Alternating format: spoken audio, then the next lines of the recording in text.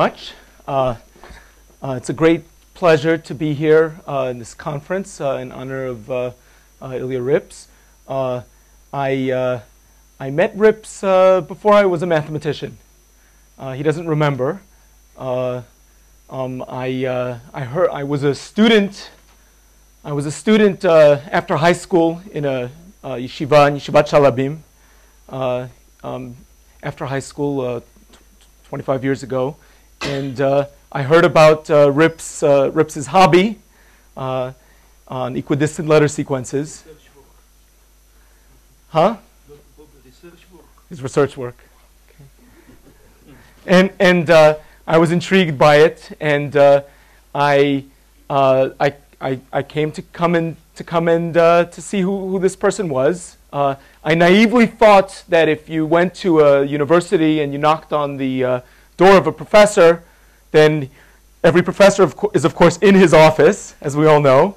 And I showed up there. I was about 17 or 17 and a half, I guess, and knocked on his door and waited there, and there was nobody there. But after a little while, he showed up. He wasn't expecting me. I came unannounced. He was surprising. He had a surprising appearance to me. I wasn't expecting someone dressed in black with a big beard. Beards I've seen, colored with chalk all over his beard and all over his jacket. And he welcomed me into his office and proceeded to give me a description of his work. He was very kind to me, and sparkling eyes, which he still has.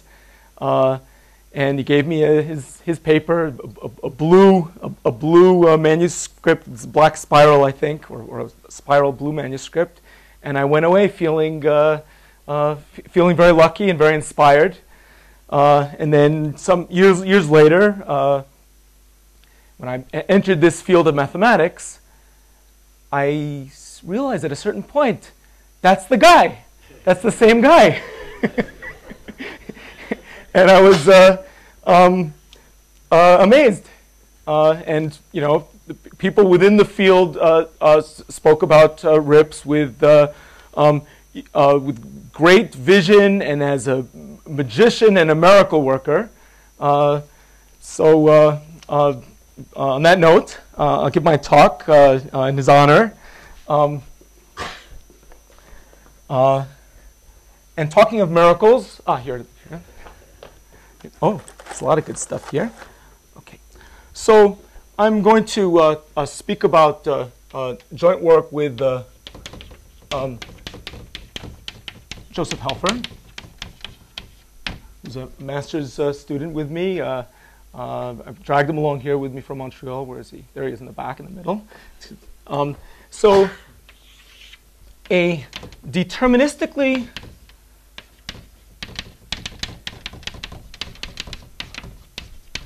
labeled digraph, gamma, is a directed graph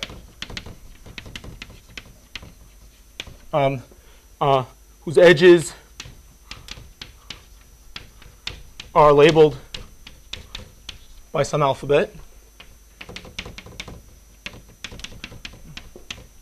I think that's what you would probably guess what I meant when I said labeled digraph. And when I say deterministically, what I mean is that there's no outgoing or incoming pair of edges with the same label. No outgoing or incoming pair of edges with the same label. Okay, so I'll draw you a picture of what I do not allow. Okay, and I'm going to use a single arrow for the label, or perhaps you know, here's a double arrow. I'm thinking of this as another label. In my talk, this single arrow will be A, double arrow will probably be B. So here's an example of a deterministically labeled digraph.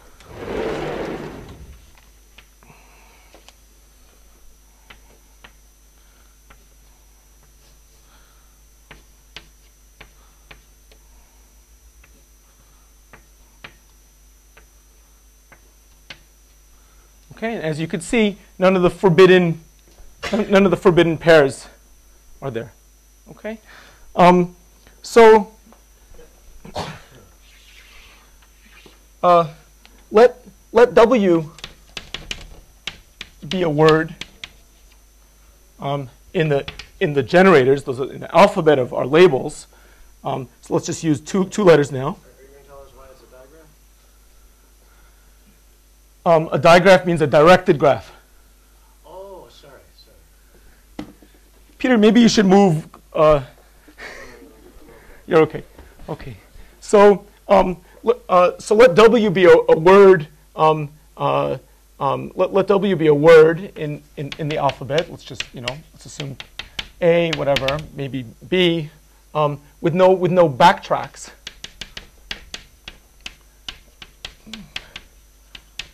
Okay, so I mean, if you were for a combinatorial group theorist, I mean a cyclically reduced word.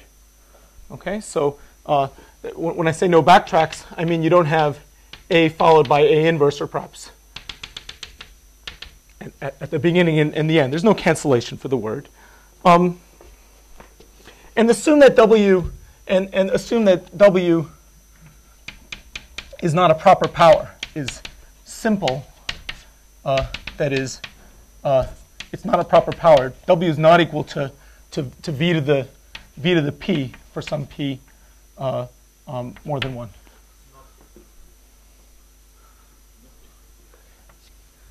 Keep it coming, Ilya. So a W cycle in gamma is a path with label W to the infinity. Okay? So what do I mean by W to the infinity? I mean, well, perhaps I'll draw a picture right over here.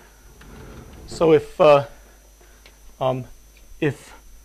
W had been AB inverse, so I'll draw the A B inverse, then I hope there is such a path over here. Yes, there is. A B inverse, A B inverse, A B inverse. See, this is what I mean by W to the infinity. Right, this is W to the infinity, and it maps into this graph. Okay, by a label preserving combinatorial. Right. A B inverse, A B inverse, A B inverse, A B inverse, and so forth. You could find several different maps. Okay, so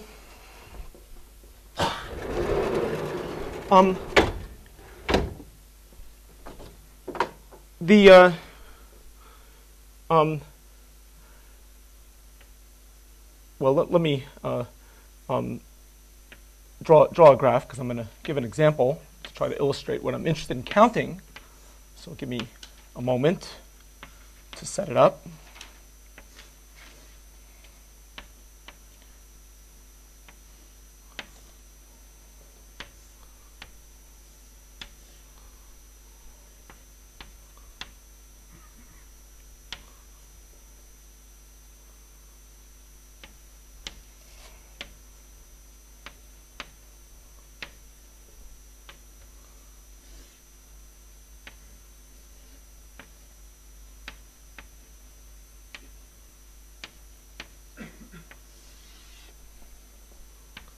Okay, so here's a deterministically labeled digraph, and what I'm interested in counting is the number of W cycles in gamma. Number of W cycles in gamma. Right, I'm interested in a finite labeled directed graph, and so of course, as you know, if you have such a path, a bi-infinite path, it's eventually going to start cycling around. Okay, so I'm really interested in counting what you see as circles, but this is just a convenient way of defining those things. So let's make sure everybody's on board with me. But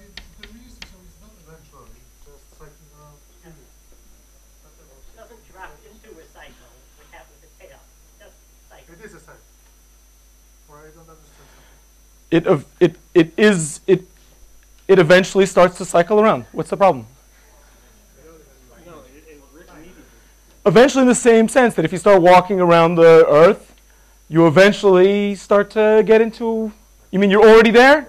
So you understand things at a higher level than I do then. So you don't have to worry about the question. Let's continue. So the number of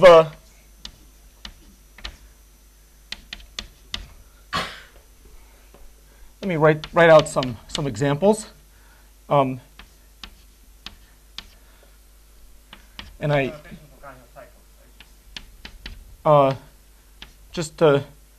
let's get this down on the blackboard, and then we'll discuss what it means and what it doesn't mean. Can everybody read what I'm writing? Is the most important thing, I think, for starters. Okay? Okay, say louder. This is a good seat for you up here in the front, first of all. So please, I would appreciate if you'd come up here. Okay, are there any other questions? You're taking chances with me to ask questions because, I'm just off. I'm done with my semester, and it's a lot of fun, but I'm still excited about having students. Sorry for being disrespectful. No, it just means what I said. It's a path from W infinity to gamma. It really just means that. And I'm sorry for saying eventually. Okay? It's just a path. Just a bi-infinite path. Okay? Let's see if we can find some cycles over here. Okay? I explained all this to my aunt in the taxi yesterday. Okay? So you guys will be able to understand also. AB inverse. You ready? Let's see if we can find. I claim that there are 4 W cycles, AB inverse cycles. See, there are 4 AB inverse cycles over here. Let's see if we can find them. AB inverse, AB inverse, AB inverse, AB inverse, AB inverse. Okay? Yeah? Okay, what about the others? That's 1. The other 3 you make very obvious. I see, they're up over here. AB inverse, AB inverse, AB inverse, AB. Okay, great. Excellent. How about, who can find me a B cycle? There are none. Okay? A cycles. Here's the one you call obvious. And the other one is takes a little while, right? But they're both obvious, actually. Because for both of them, anywhere you start, you can continue. Okay. We're good on this definition now. Proceed. So, some time ago, I guess about 2002 or so, something like that. What I was interested in counting how many W cycles there are. I'll try to explain to you why. I'll probably run out of time, and we'll see. Let gamma be a connected, deterministically labeled digraph. Then I guessed, motivated by very interesting group theoretical considerations, that the number of W cycles in a graph is less than or equal to that. Okay, that's the number of edges, it's the number of vertices. This is the first Betti number of the graph, unless I got it wrong. Okay? And,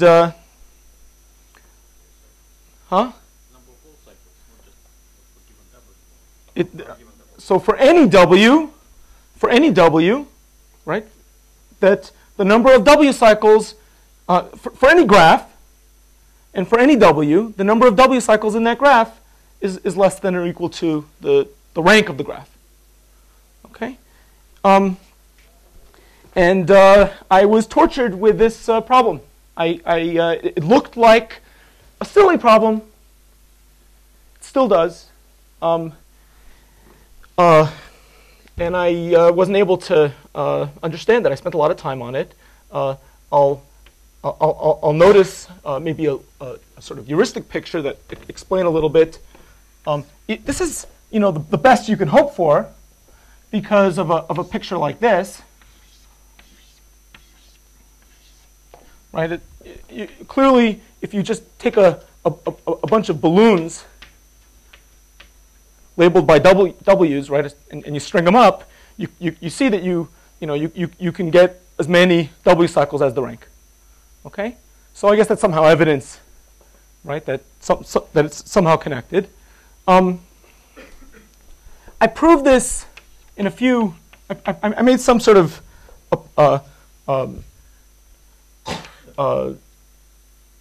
progress towards this. I proved that it's true when W is a positive word, meaning that there are no inverses.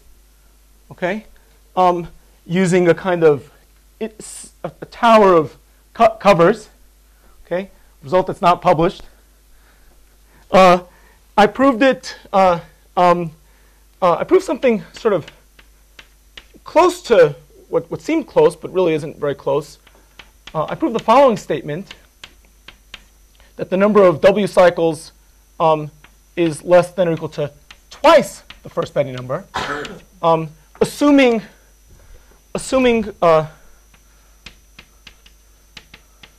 the strengthened Hanna Neumann conjecture.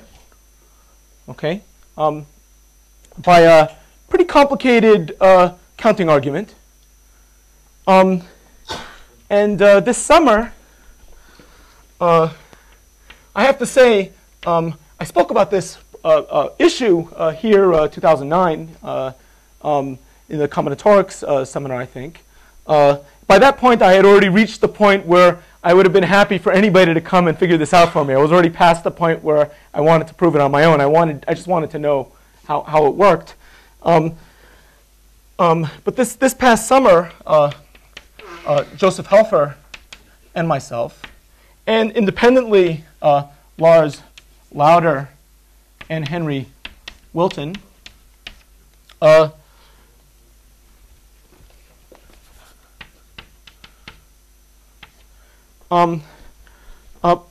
prove this theorem.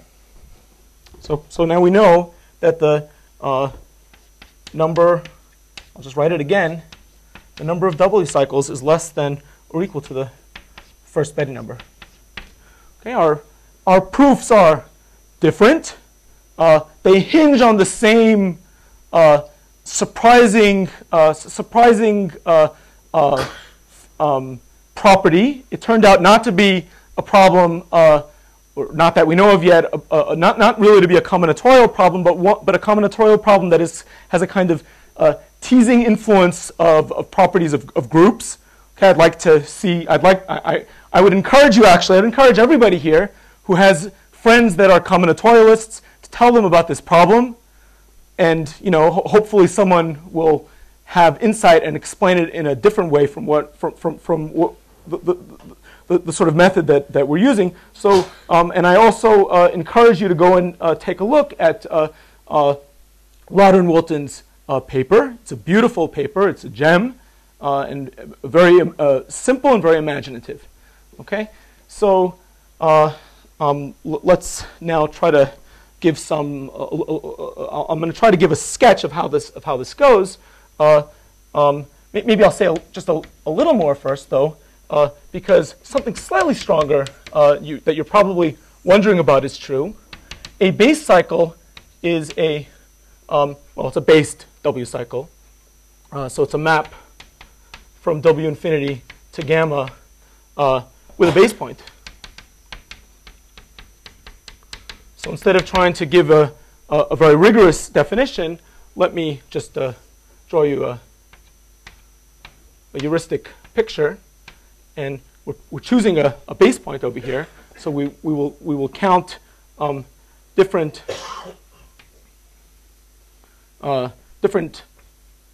we'll count sort of W cycles with degree.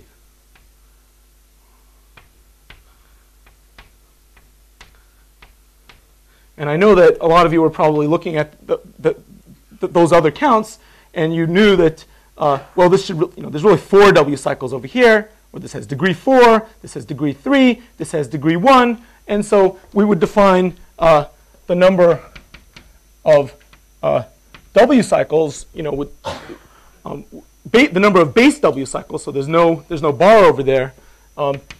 is this.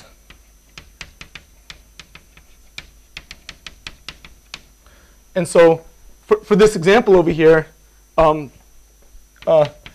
the number, that heuristic picture, the number is 1 plus 3 plus 4 is 8. Okay, and so, so the number of, let's see if we can compare it to this guy. This guy, the number of based A cycles over here is 1, and then 1, 2, 3, 4, 5, 6 is 8. And the number of AB inverse cycles is 5. Thank you.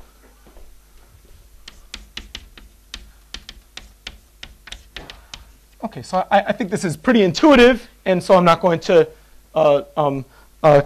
destroy ourselves with a definition.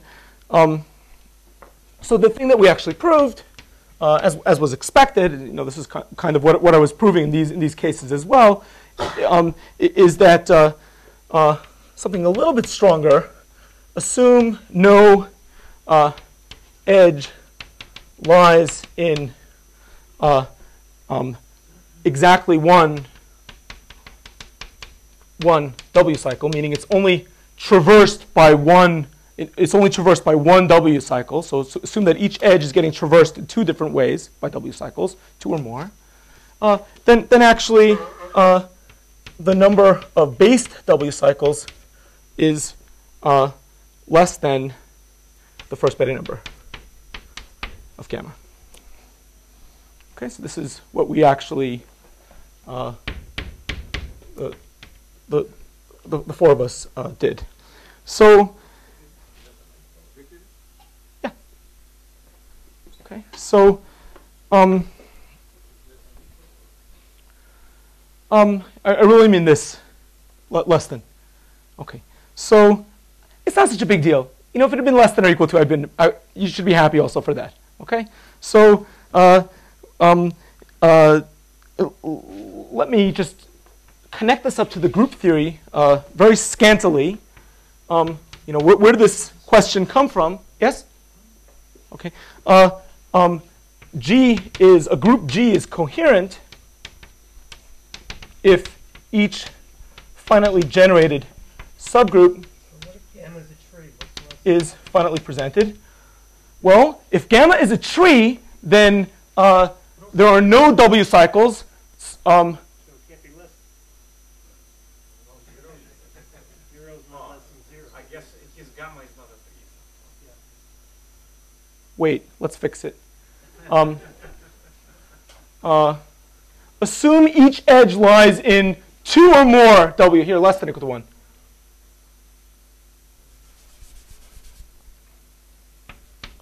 Okay, that's the correction Mark was asking for, this less than or equal to over here. Okay?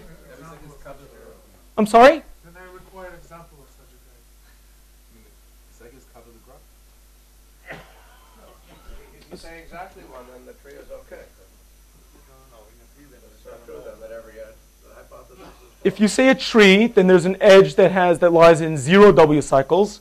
So assume there is no edge that... You were right the first time. It should be exactly 1. Show me such a graph. If A tree has edges that don't lie in any... Exactly. So therefore, then the hypothesis is false. George, help me out here, man. It's good now? No. It's good now, and if Peter's right, then it's even gooder, No, right? I claim it's wrong now when it was right before, but never mind. Suppose that there are no edges at all. Let's continue. Huh? If there's a vertex, then there are no edges.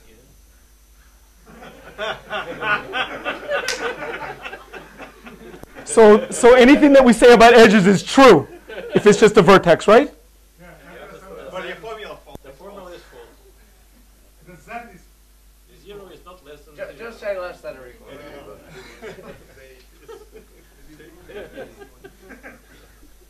Every edge has at least 2 cycles. Okay, I promise you all, there is a statement here that would make you happy. I don't know what it is. Ilya came to my rescue here, and he says, assume every edge lies in at least 2 W cycles. Okay? And that there's at least 1 edge. Thank you, Ilya number 2. And there is at least 1 edge. I regret this part of my talk over here. Okay, let's continue. A group is coherent if each finally generated subgroup is finally presented.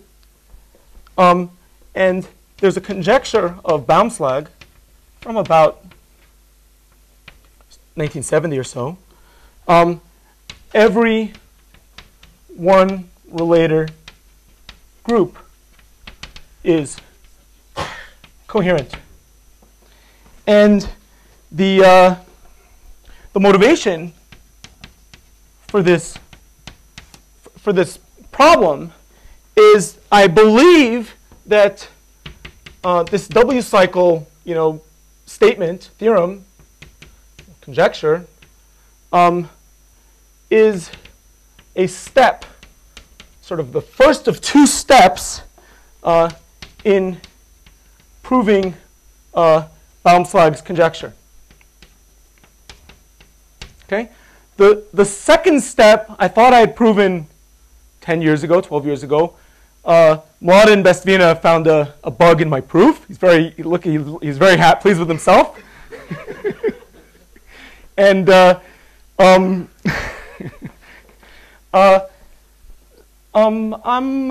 moving in this direction now. Personally, hoping to sort of patch that up. Starting to patch up little holes in my life. Okay, so not that I know of. That's a good question. Not that I know of. I mean, what does it mean to imply? Okay, so I mentioned the strengthened Hanna Neumann conjecture. Some of you have probably heard of the some of you have probably heard of the Hanna Neumann conjecture. It's related. It's related to this. Let me remind you what it says and try to explain the relationship. So there's a recently proved Hanna Neumann conjecture by Joel Friedman and Igor Mineyev independently, 2012, and it says the following: let A and B be subgroups of a free group F, then the reduced rank of A of A intersection B is less than or equal to the reduced rank of A times the reduced rank of B. So let me say what that means. So the what I call the reduced rank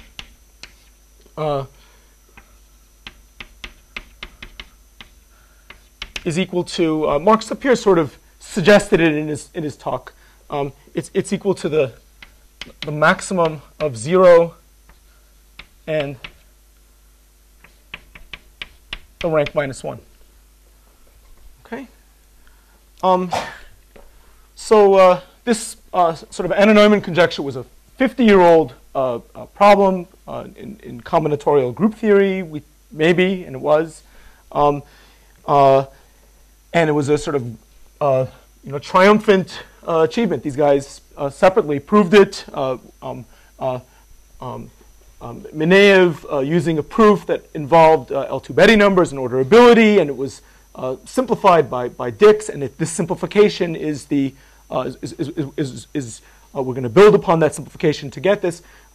Friedman, I don't know his proof yet. It seems to involve homology and some type of sheaf theory over graphs. I'm going to see him hopefully in the next month and try to learn from him what he was doing and see how it might be related to this other stuff. Yes. Sorry, this number of base pointed cycles, when you take a finite cover of the graph, it gets multiplied by the degree. Is this correct? Sounds right. When you take a finite cover, yeah. But the other one is less than or equal than. I mean, the other one is not actually multiplicative, just the number of double base points. It's almost so It's less than or equal than. it can go down. The number of W cycles can go down. Yeah. Okay. So so let me remind people about what the strengthened Hanna Neumann conjecture is. I'm sorry for boring you if you know this very well.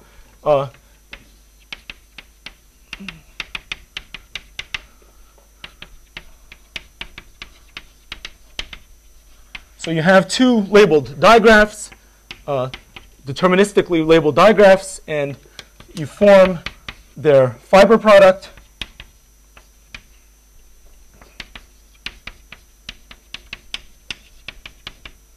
What does that mean? Its vertices are pairs U comma V, where U is in U is a vertex in gamma A, and V is in a vertex in gamma B. Its edges are pairs of edges in gamma A and gamma B with the same label. I'll just say that much, and then I'll draw a picture to remind you. So here's an example. Here's gamma A.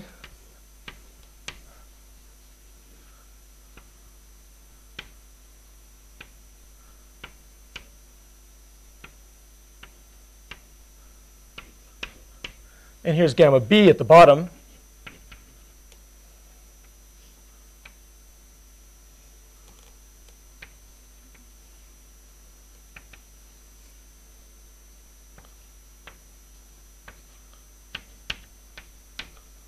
And, well, I said that the, excuse me? Okay, thank you. It's good that you told me now instead of in a moment. Here, I told you already that the vertices correspond to pairs of vertices. So here they are. Looks like a little, okay? And the edges correspond to pairs of edges, one on the left, one on the right. They get attached to the pairs on the left and the pairs on the right.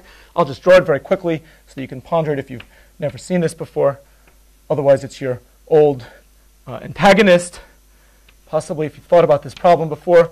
In a way, this whole, whoa, just a second here. I was on autopilot. Okay.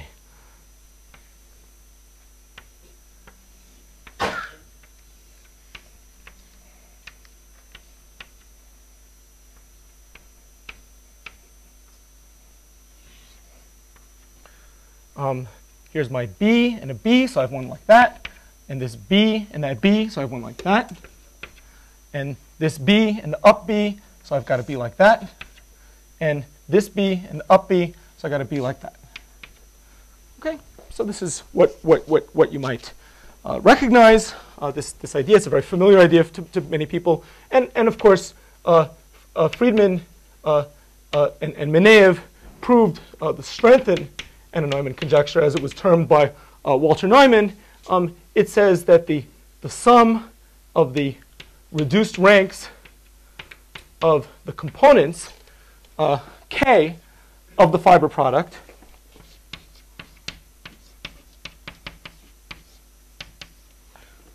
is less than or equal to the product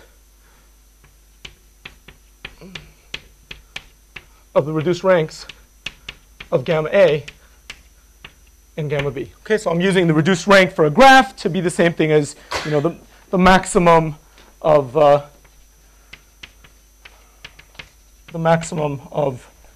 0 and first Betty number minus 1. Okay, so what would happen? How is this connected to this W cycle problem?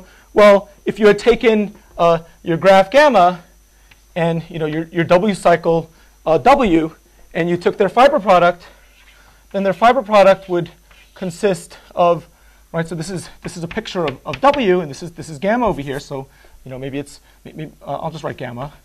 Then the fiber product would consist of a bunch of circles and arcs, and we're interested in counting how many circles there are in the fiber product.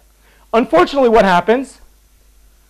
The reduced rank of a circle is 0. The reduced rank of an arc is 0. And so this very beautiful, amazing statement doesn't get us anywhere. Okay. So Dick's Menev's proof.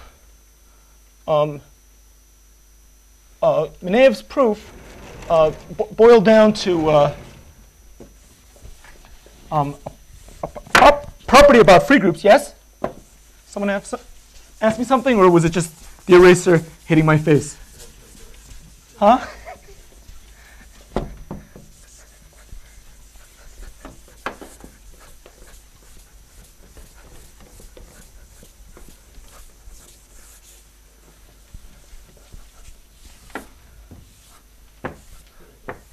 Okay, so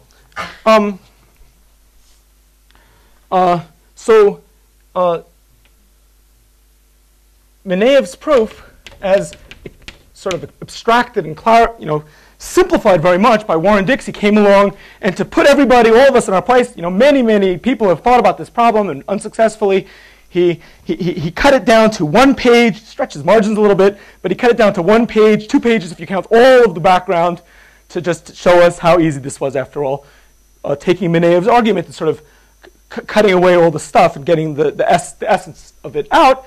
And so Menev's proof, as explained, at least to me, as abstracted by Dix, relied on a property, relies on the fact that the free group F is left orderable, which Mark mentioned orderable groups. That is, there is a total order on F that is left invariant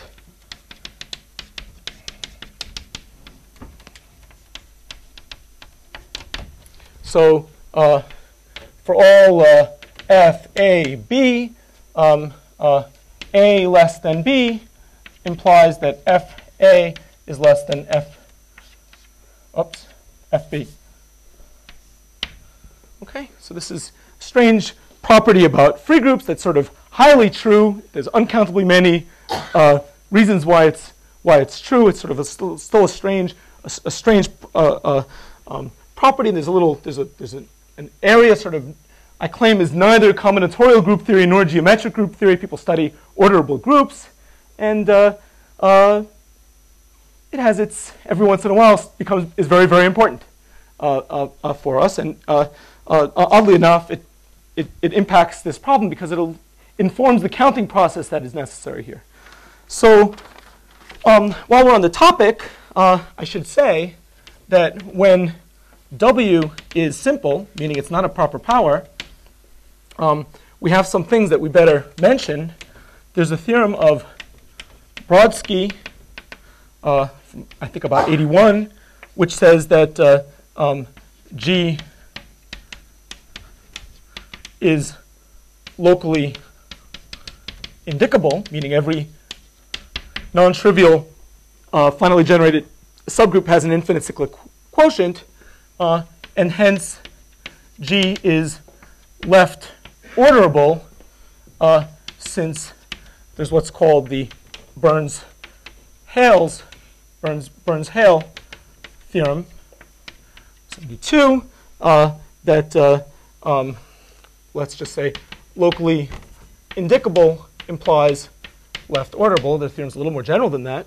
And the last thing that I need to sort of theorem to throw at you is a theorem of Weinbaum, also coincidentally 72, that the relator W in this presentation it embeds in the Cayley graph of this group. Okay, so if you take this group with this as its generators, and you look at the Cayley graph, and of course we look at the relators of these attaching maps of two cells, well, the attaching map of each two cells is an embedded path in the Cayley graph. Okay, so let's now say two things, which are sort of all we need now to have our discussion.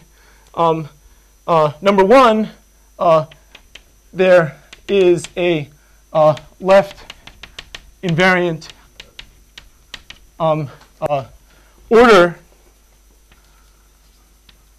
on the edges of the Cayley graph. Okay, so basically, you say A is maybe A is bigger than B, and then you look at your edges, and for each edge, there are two types of edges in the Cayley graph. There are A edges and B edges, so you could say all the A edges are bigger than all the B edges. And to compare two A edges, you use the fact that the group is left orderable. You pick a sort of base one, and then you order them all according to how they're translated by the group. Okay, so this is how you get an ordering on the edges of the Cayley graph. And once you have that, you get for each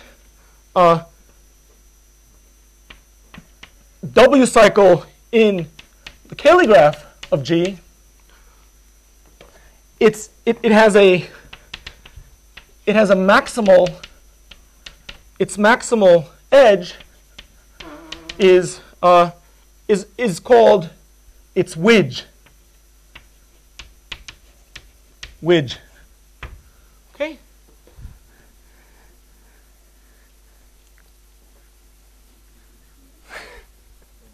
Okay. So here I'll draw you a picture of what I mean. Surely this can't help us really, but here's a picture nevertheless. So maybe this is W up here in the Cayley graph, and there's an ordering on all of the edges, I said, and one of the edges is maximal in this total ordering of the edges. Maybe it's this one over here. Okay, is there good yellow contrast with white is good in the back? Not very good. Yes? No.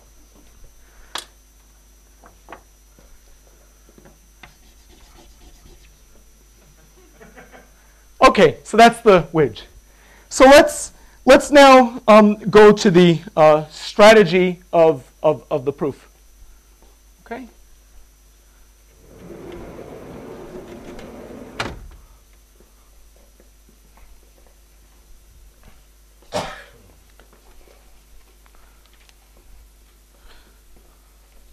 So this is a strategy sketch of the proof given by Helfer and myself.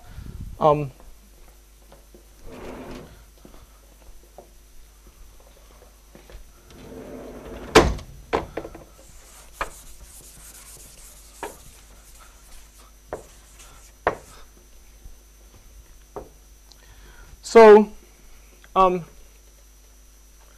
Well, the edges of gamma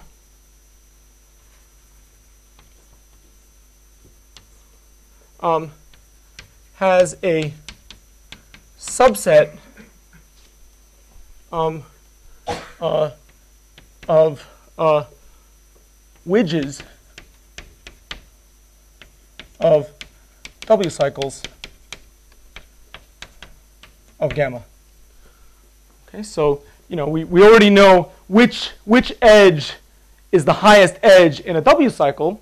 So when you look at W cycles in gamma, some of the edges of gamma are going to be widges of their W cycles.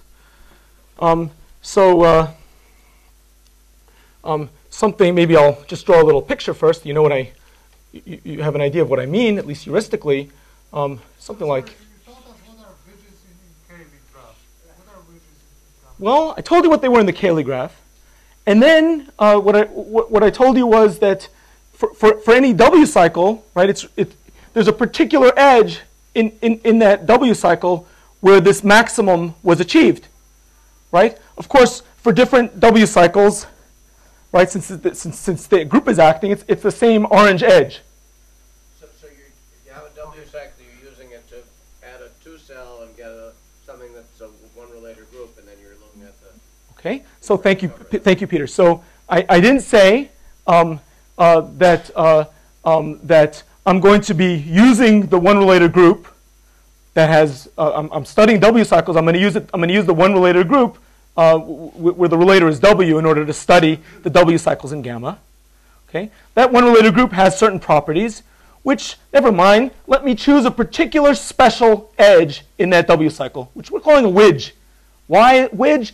Because it sounds like bridge, which is the term that was used in Mendeleev's proof.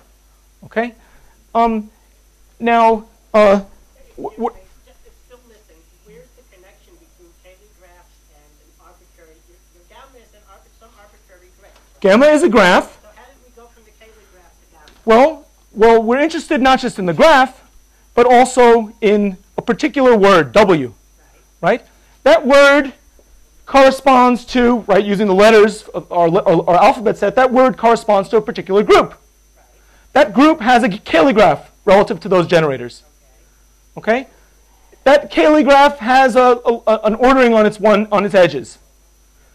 For a W cycle, there's a maximal edge. It depends on where it is, but not really, because we're all group theorists and we know that when you translate this, you'll get another one over here, and it'll be an orange edge in the same spot, because the action, the ordering is left invariant. Okay? But don't worry yourselves about that, because you have other things to worry about. Okay? So let's continue. I'm sure you'll find more problems. But let's just see what the sort of general idea over here is. Okay? This is gamma, where we'll be in a moment. This is just a heuristic picture, so don't get too excited about it. Okay? And what I have over here is I have gamma, and I followed the W cycles inside of gamma, and for each W cycle, I kept track of where its orange edges, its widges. Okay? So there are edges in gamma which are orange, are the images of widges of our W cycles. Notice, of course, if you had a degree 2 W cycle, if you had a degree 2 or degree 3 W cycle, there'd kind of be three wedges. Make sense? Okay.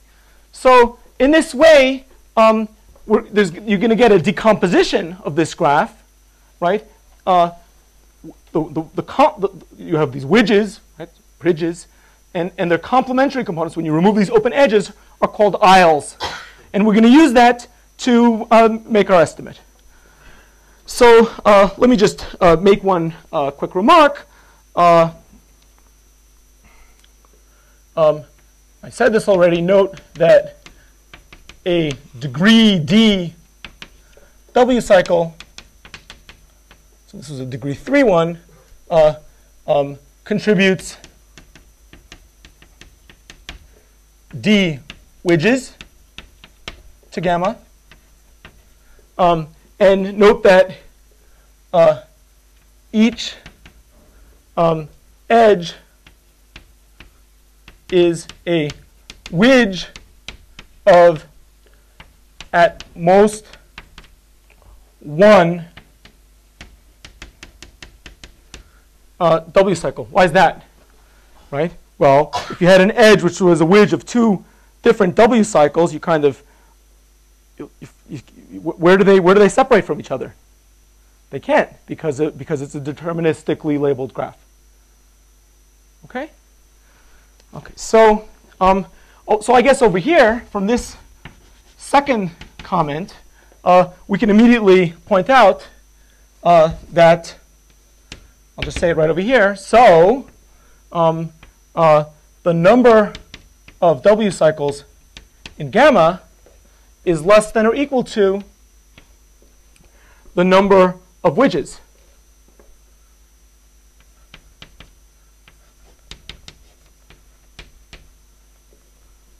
Okay, and that's put a little box around that. Okay. Well, if there had been, for instance, a degree 3 W cycle, you'd collect 3 widges, but only 1 W cycle, right? And if you're interested, I'm sorry? It's not based W cycles. Based W cycles, as you saw, is a much more advanced topic.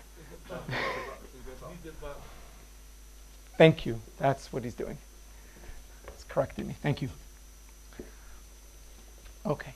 Let me think about that for a moment.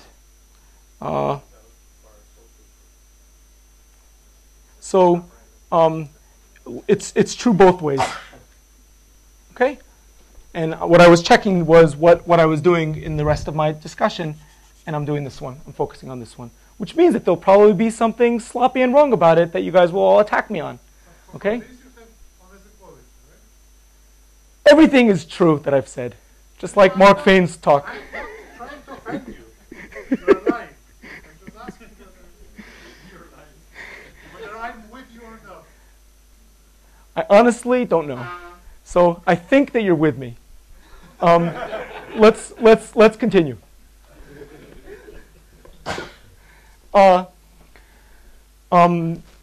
Keep it coming. I'll have an extra 2 minutes in this talk, so you guys can do whatever you want to me. The components of gamma minus its set of widges are called aisles. Oops. Aisles. Okay? Just like the word island. This is in reverence to Mendeev's proof where they were islands. We call them aisles to have our own stamp of originality. So I just want to give one example. A real example. This is just a heuristic example. So let's let the word be A, B, A inverse. B inverse, right? So maybe maybe it looks like this. A, B, A inverse, B inverse. And perhaps for some way of ordering, of choosing your left ordering, this becomes maximal. In fact, you can arrange for any of them to be.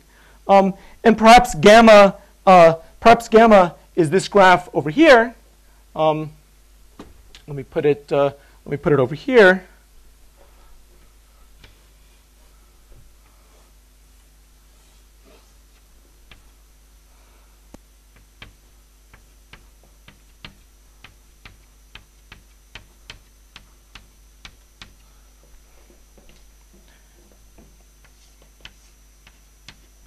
I know this is not a very interesting example. Here's gamma.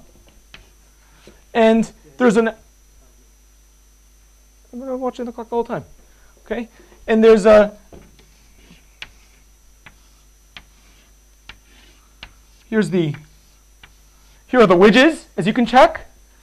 And so there are two aisles. Everybody see them? They're both white squares.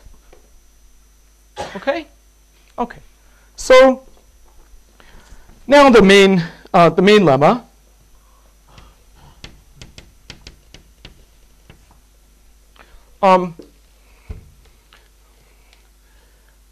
If some aisle is a tree, then it is the unique aisle. Unique aisle. Okay? And that requires a little bit of effort and tinkering around and using the ordering and doing little stupid arguments, but it's not a big deal. Okay? And then the proof of the theorem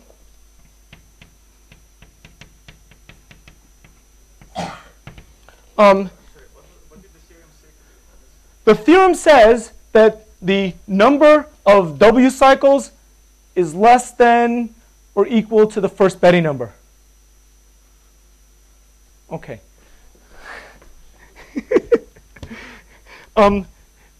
The theorem says, and that's a good idea to restate it right over here. Thank you. So if let's look at the theorem.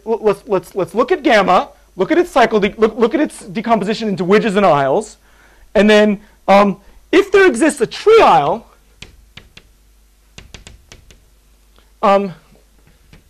then the first Betti number of gamma is equal to the number of widges. Right. So after all, in that case, here's your tree aisle, and then you have a bunch of widges, right? And you see that each widge is going to give you an element of your first is going to contribute one to the first Betti number. Okay. So the other possibility, the other possibility is that no aisle is a tree. But in that case, look what we do.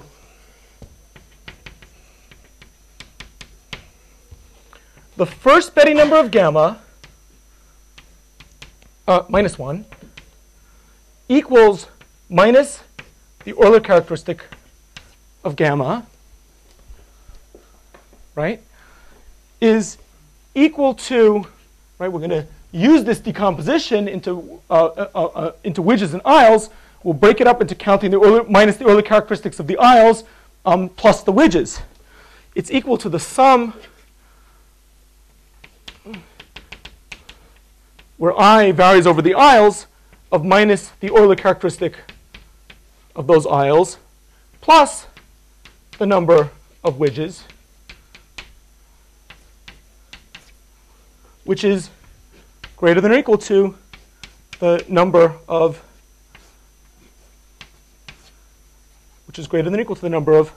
W cycles. So this is the proof. It's just this counting method. So I challenge you to find a combinatorialist that who can find a proof of this. It's more of I want a proof of this that is somehow not using the group theory, right? This is a proof. I want to know other reasons why it's true, because for me, this is just part of a family of problems of this type, which I hope will have some type of impact on certain low-dimensional problems. Thank you so much. Congratulations, Ilya, on this conference for you.